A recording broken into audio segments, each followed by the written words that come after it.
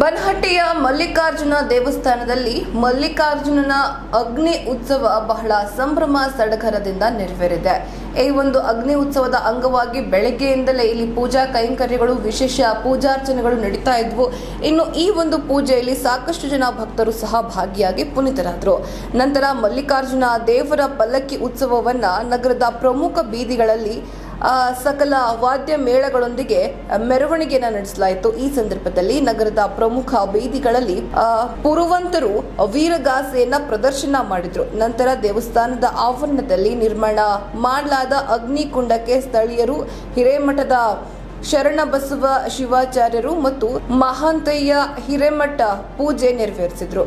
ಇನ್ನು ನಂದಿ ಕೋಲುಗಳನ್ನ ಸಹ ಈ ಒಂದು ಸಂದರ್ಭದಲ್ಲಿ ಪ್ರದರ್ಶನ ಮಾಡಲಾಗಿದೆ. ನಂದಿ ಕೋಲುಗಳು ದೇವಸ್ಥಾನದಲ್ಲಿ ಸಾಕಷ್ಟು ಪ್ರಸಿದ್ಧಿಯನ್ನ ಹೊಂದಿರುತ್ತೆ. ಉತ್ತರ ಕರ್ನಾಟಕದ ಭಾಗದಲ್ಲಿ ನಂದಿ ಕೋಲುಗಳನ್ನ ಹೊತ್ತವರು ನಂತರ ಪಲ್ಲಕ್ಕಿಯನ್ನ ಹೊತ್ಕೊಂಡು ಭಕ್ತರು ಅಗ್ನಿಕುಂಡವನ್ನ ಪ್ರವೇಶ ಮಾಡಿದ್ರು.